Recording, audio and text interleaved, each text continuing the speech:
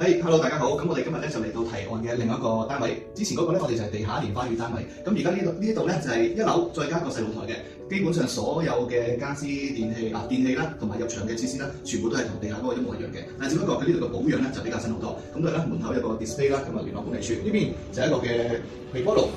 跟住亦都係啦櫃喺度，哇，實正跟住入場式嘅雪櫃。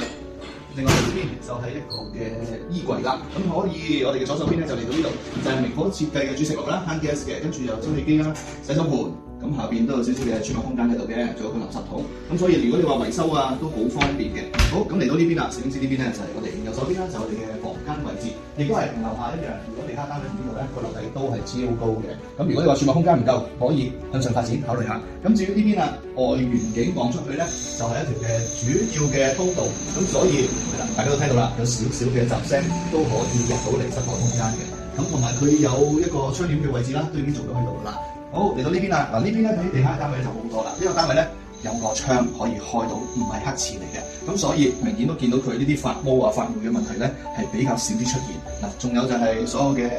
洗手盤啊、座廁啊同埋潔具啊都比較新淨嘅。咁如果係嚟呢度住咧，咁啊基本上攞到你嘅日常用品入到嚟就可以住到啦。咁我哋翻嚟客廳呢邊啦，咁我哋呢邊咧亦都係有晒所有牆身嘅插座位啦、電線位啦、電視位啦，所有呢邊亦都係可以整個可能小吧台啦，所以有晒呢啲電位喺度供應㗎啦。至於廳都有個分體式冷氣，全部都係一立嘅。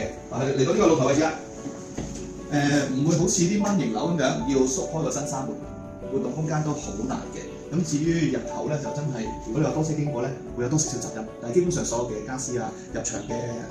家具啊，亦都係好乾淨、好完整，咁就基本上有少少清潔翻身咧，都可以俾得住㗎啦。而呢個價錢290萬，咁我覺得都 OK 嘅，自住嚟講。好，今日我哋呢邊介紹到呢度啦，拜拜。